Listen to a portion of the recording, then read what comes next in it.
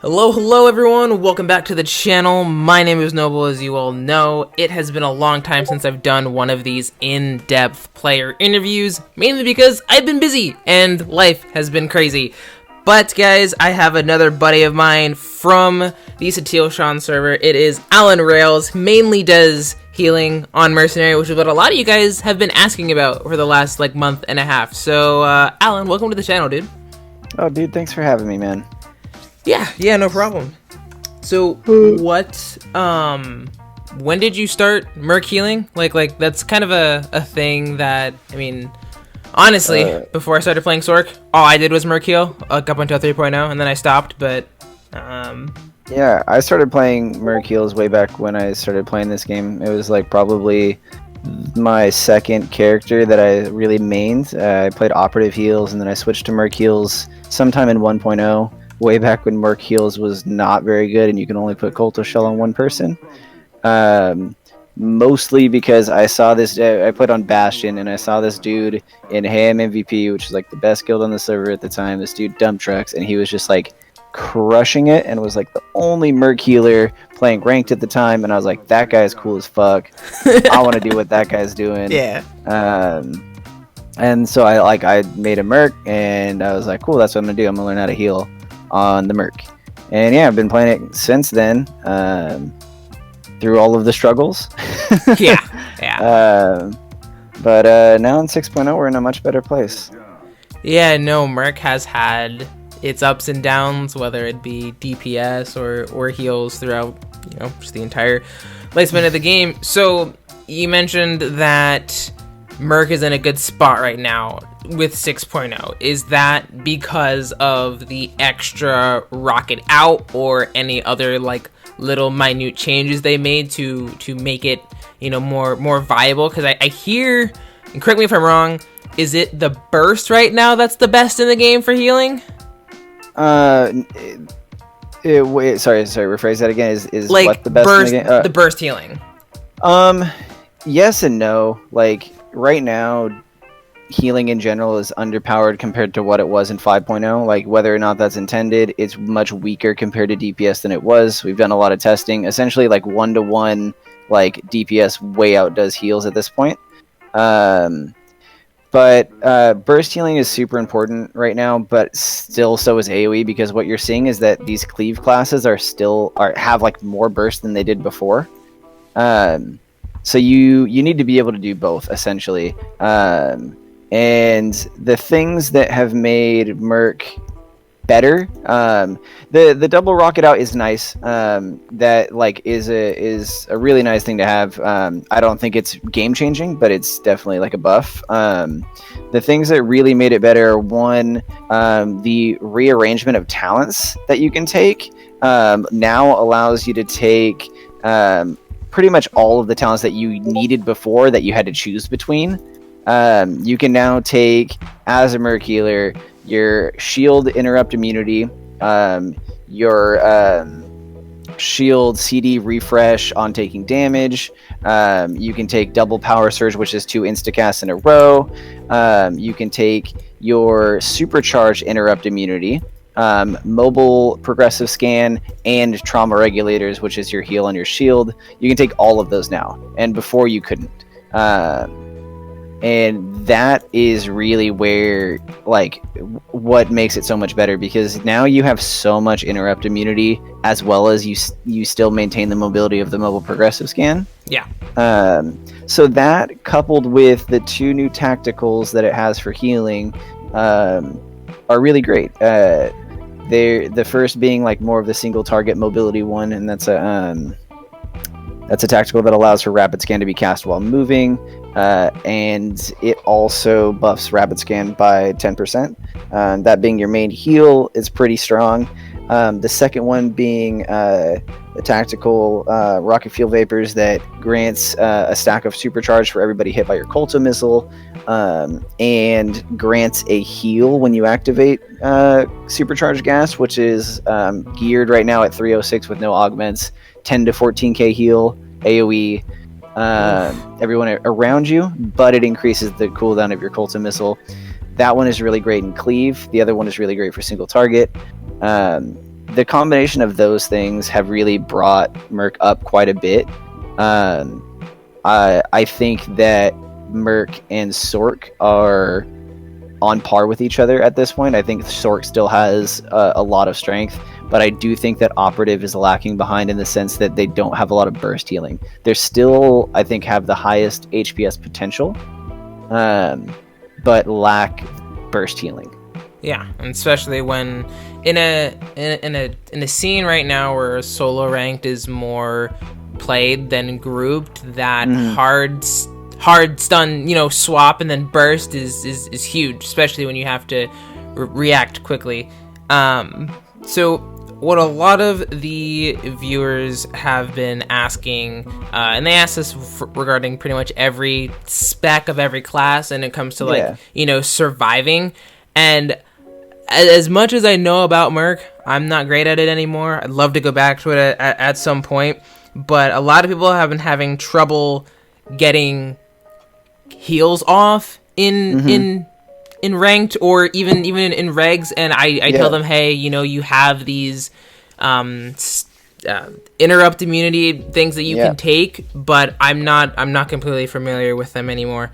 Just go over that for me, and the two your two interrupt immunities, if you're talenting correctly. So I'm on my commando right now, so let me so one of them is called Combat Shield for the Commando, Reactive Shield, now further decreases ability pushback by 30%, increases all healing received by 20%, and makes you immune to interrupts. The second is Supercharged Defense.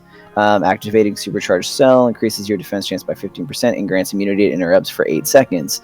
So those are your two interrupt immunity abilities. Essentially, if you play it correctly, you can essentially just swap between the two and almost always have interrupt immunity. The reason you can have your shield back so often is because of another ability that you need to be taking, Energy Rebounder, or Reflexive Shield on Commando, where when you take damage, it lowers the cooldown of your shield. Those two grant you immunity windows. And during those is when you want to use your casted heals. You want to save your instacast, if possible, for when you don't have that protection. Unless you're really just trying to burst heal, and sometimes you're going to use those with supercharge for that bonus. But those two abilities together are very, very strong, and that's what's really making, I think, if we'll ever see any fours, that's what will make Merc Healing really strong in fours, because the ability to kick the healer will be reduced so heavily because there will be very small windows in which they can actually interrupt without using a hard stun. Yeah, no, that would be huge. Even in solos, I go against you more often than I'm with you in solos, and I often I often ask myself, I'm like, how am I unable to kick him for this long? And I would just like, okay, I'm gonna go hit someone else because I can't kick him, so what am I gonna do? And couple that with both the set bonus that I'm taking and what I think that all Merc healers should be taking. It is the DPS set bonus, but it's definitely the one to be taking. The 2-piece or the 4-piece grants, it makes it so that anytime you gain a stack of supercharged, your critical chance is increased by 10%. That lasts for 10 seconds. Essentially, you'll always have a 10% increase to your crit chance. And on the 6-piece, any heal or damage ability has a 10% chance to build supercharge with a 3-second rate limit, meaning that any ability that doesn't normally build it, such as your progressive scan, your cultal shell, anything like that, can build one. So we're getting supercharged more often because of that. You couple that with the rocket fuel vapors tactical that grants a stack of supercharge for every person hit by your Colto missile, and you're getting supercharged all the time if everyone is playing Clump, which is often what happens. And that's allowing you to almost be unkickable for most of the game at this point. That, like explained is actually stupid nice. it is really strong. If like things go your way and people are clumped and you're hitting everybody with your Colto missile and stuff, it's very strong. So we're talking about, you know, everyone, you know, clumping up, and that's kind of due to the current meta, which doesn't change that much, but like we see a lot of these, see a lot of Sins, we see a lot of Maras, and then we've got Sorks and Snipers too, but I mean, I'm sure it helps a little bit having mostly melee. Even you see a lot of Mercs all the time play in melee range, which also doesn't help, you know, them. But you're seeing that right now, unfortunately, Merc DPS is not very strong. It still has the same defenses that it has, but Arsenal is hitting like a wet noodle, and IO is decent, but there's better cleave dot choices right now, even at range. So you're not seeing too much of that. You're seeing a lot of snipers and Sorks right now, and Sorks that aren't Kakarot end up in the cleave. And so you're getting a lot of cleave, but really the reason you're seeing a lot of clump right now, I think in a lot of our opinion, is that cleave is so strong right now. Because of certain things that certain classes have, like Firefall and PTs and things like that. Cleave is so strong right now that there's almost not a reason to play hard swap, because it's not going to kill faster than cleave, and that's the whole point of hard swap. Also, hard swap's harder to play, so you always see less hard swap. So in solos, it's almost always just cleave. So that's, I think, is a lot of reason why you're seeing a lot of clump. I think that PTs are in a much better place than they were before. They're doing a lot of damage and are defensively better. You know, they can still be squishy, but they're better than they were. They're like, I think, where they should be, especially the DPS PTs. Tank PT has some things where it's doing a lot of damage, but I think DPS PT is where it should be, doing a lot of damage, but also like susceptible to being killed. But yeah, see, like I said, you're seeing a lot of clump, and it's making that AoE tactical, which I initially was not thinking was going to be that great because of the extra 4-second cooldown on your Colta missile, which is something you're using off of cooldown. I was thinking like, that's going to be rough, like having that less, and it's been hard to integrate that because there's times where I'm clicking it and it's not off cooldown yet. But the heal on your supercharge makes a big difference with that, because it hits for even harder than your Colta missile does all around you, and I'd say maybe like a 5-meter radius. That's that on I think why there's more cleave as well, and why that's strong right now.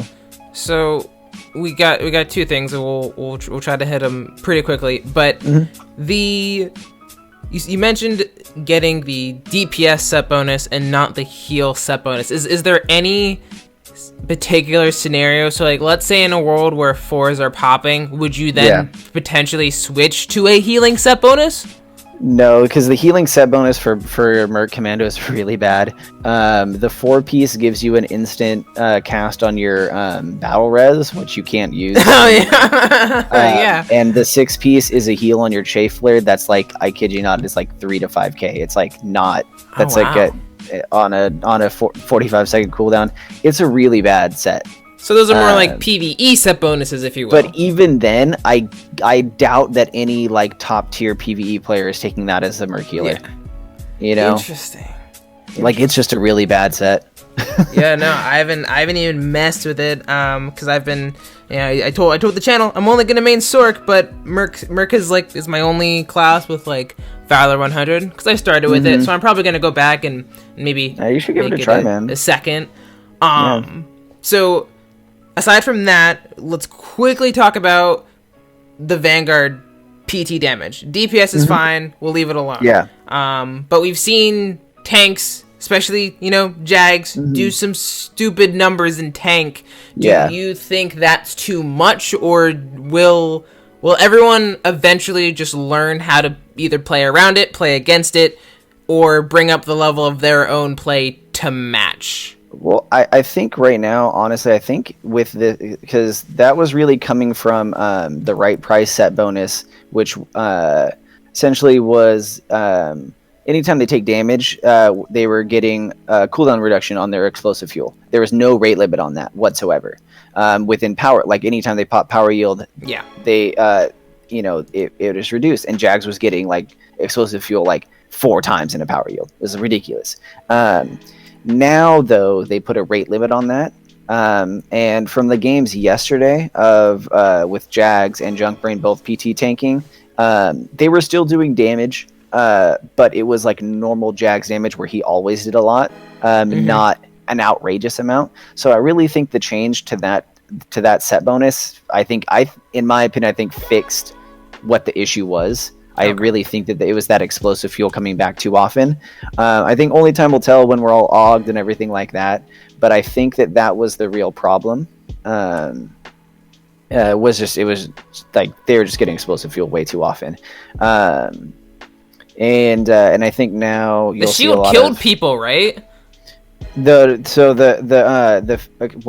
it also did was popping explosive fuel while in tank spec gave you 20% damage boost as well as the crit chance. Okay. So it was just like a flat across the board 20% damage boost with the extra crit, and they were getting it like nonstop for the entirety of their power yield. That's crazy. Now that's been dialed back quite a bit, and apparently not really useful as a tank anymore. Oh wow. Like that's nerfs. I guess they were, because essentially they were saying we were only getting like 12 to 15 second extra reduction off the cooldown rather than actually getting it back multiple times. So I think that was probably really where the issue was. Like I don't think that PT like by itself outside of its set bonuses and tacticals was an issue. I think it was the overtuning of just some set bonuses and tacticals. Okay, that's fair. So we're rolling into season 12 in the middle of December. So let's say it's about a month away.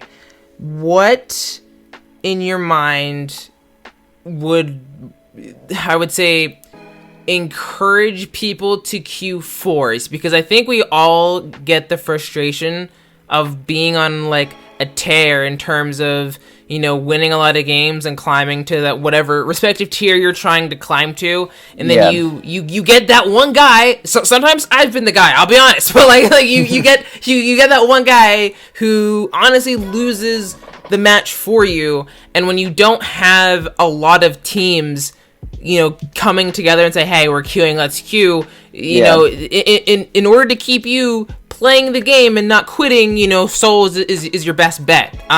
So why do you think that group ranked is so scarce, and do you think it might come back a little bit when the season starts? I think it's scarce because people will put a team together, someone else will hear that team is in queue, and they'll put a really good team together that has played many games together and come in and stomp them. And then that other team gets discouraged and doesn't want to play anymore because there's not like a group of teams in queue for anybody close to their skill level to challenge. But what I think would help everybody, and look, as much as like I love this game and other people might love it, this is a dead ass game, and if we don't queue up, we're just not going to have games to play.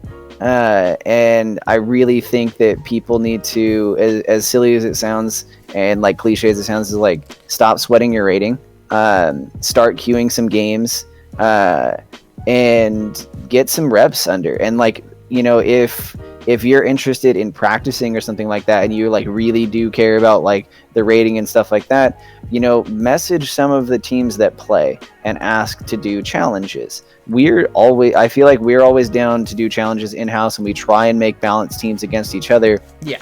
We're super down to, and at least I am, to make balanced teams against whatever somebody else has. If somebody's like, oh, like we have this and it's a subpar comp, like we can put together a goofy comp to go up against them, that's like, that'll make it still a fun game. Like we don't need to run like an A squad, Jags, Steven, Kakarot, Junkbrain against them on all their mains. Like that doesn't need to be the only teams that get run.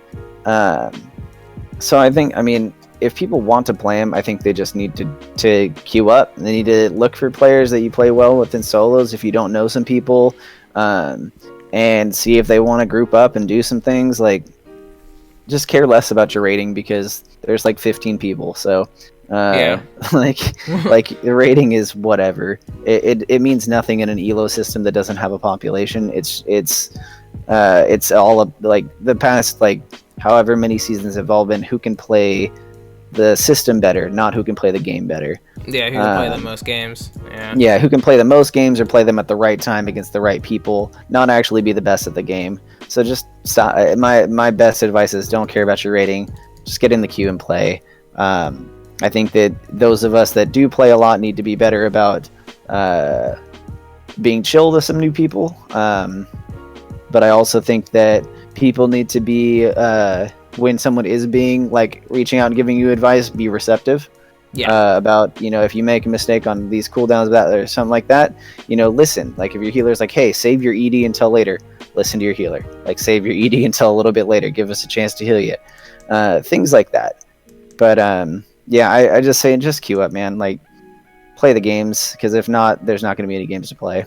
Yeah, no, that's true. It's true. I mean, I think it hits a little close to home. People are like, SWTOR is a dead game, especially because, like, for me, so I've been playing since day one. I'm always like, no, it's not dead. There's 2 people on the fleet. It's not dead. But no, I think it would be really foolish for me to be like, oh no, this game is still something that millions of people play per day and things pop all the time. When it's obviously that's not the case, and I don't see the game getting a huge boost in terms of player population unless something truly amazing happened, but hey, you never know. But so yeah, the community is small, so you guys heard him, you know, queue up. Like when you want to play, queue up, learn to take criticism and advice. Granted, sometimes it's not always given in the correct way, which just makes everything bad. Very true. Very so true.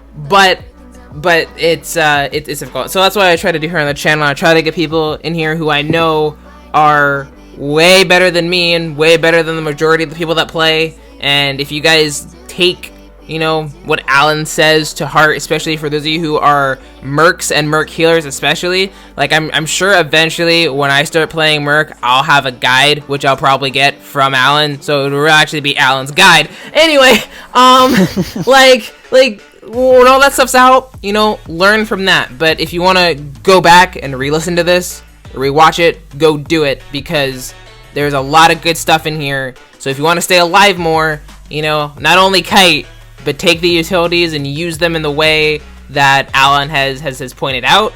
But we are going to wrap up today. Alan, thank you so much for coming on. I'm glad we finally had the chance to do this. I know we've been super busy. You were on vacation, and then I was out. But I really appreciate it. Thank you. Yeah, man, dude, I'm stoked to do it. I'm stoked to share what I know about the class, and you know, hope that more people will enjoy playing it.